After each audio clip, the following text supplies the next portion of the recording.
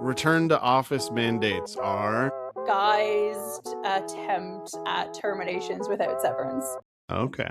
Interesting. Starting off in the world of mental health, then getting into the world of correctional facilities and court systems, and then an HR person. Like, help me understand how you got to where you are today. Yeah. So did the whole typical 18 off to university and didn't know what I wanted to be when I grew up.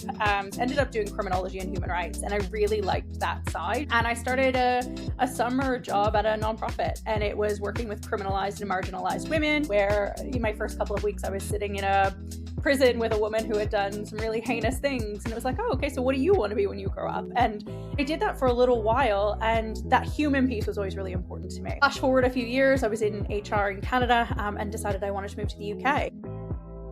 I've done a variety of roles. Most of them are sort of with a global remit. And then I joined Oyster about 4 years ago, initially as an international HRBP, and then have sort of moved up through now leading that team that I joined back in 2022. You've got this background in HR and people and culture, but you're also doing it in a way where you get a vantage point into so many different organizations. Let's double click on just sort of like the journey, how things evolved. Yeah, so when I joined, it was, we were just about a year old, and everything, it was very much like we're on the plane and we're building it as we're flying it. So trying to figure out operational processes, what we do, how we support our customers and our team members. So there was a lot in the early days of trying to map out all the stuff that we're doing today. And now there's a lot of, okay, how do we automate? Should we still be doing those things?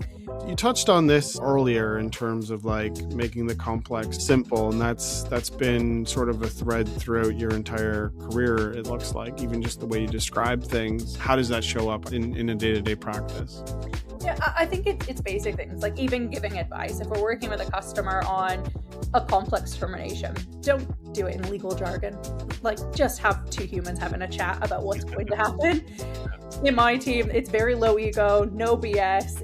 This is what's happening, this is why it's happening, and we move on. I'm always thinking about how we simplify our experience for employees, customers, internal teams. It's really easy to like optimize what exists, but the real challenge is